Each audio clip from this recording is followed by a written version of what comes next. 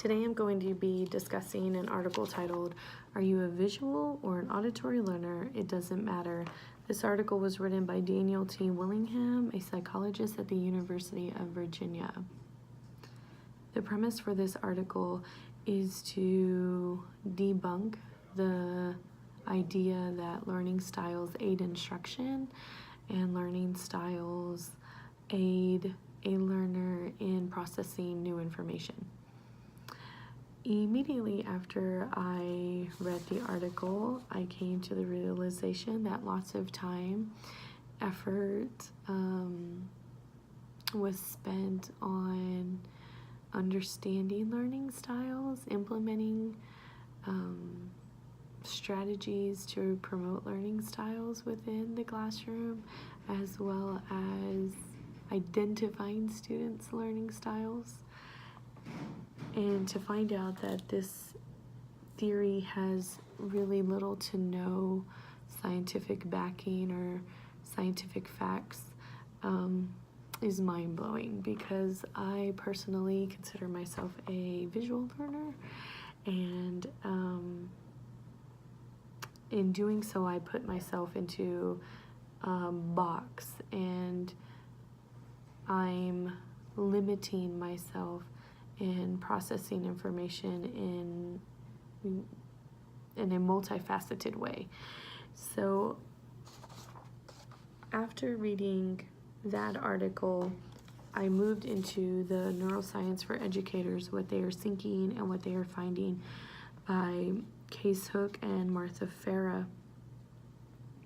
And in it states that teachers, schools, and school districts may waste time and money pursuing so-called brain-based inventions that lack a firm basis in research, as well as educators in fact are confused about the educational relevance of neuroscience and to learn whether or how knowledge of neuroscience enhances their work beyond the possibilities of new teaching methods.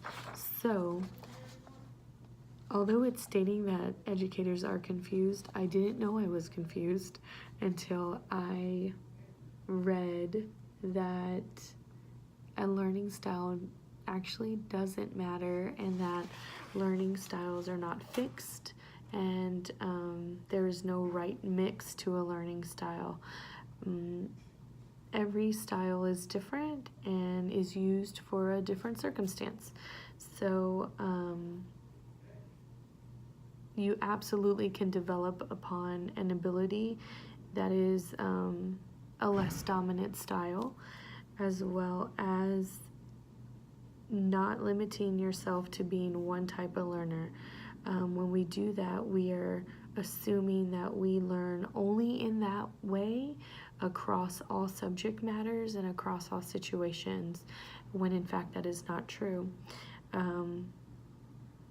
After evaluating myself as a learner, I came to realize that social learning is a more preferred or a dominant learning style over the idea of visual learning.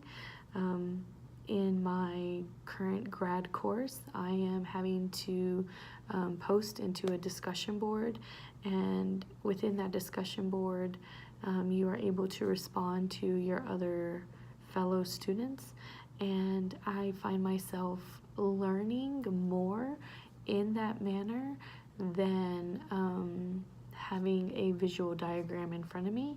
I also feel that I may or may not have retained something within the reading that someone else brings up, and it immediately becomes this stair-stepping into deeper thinking, more complex thinking, and definitely more aha moments. So this article, this myth, really pushed me into considering how visual impairments and auditory impairments really provide evidence to support what neuroscience is stating in these articles, that you absolutely can develop an ability in less dominant styles.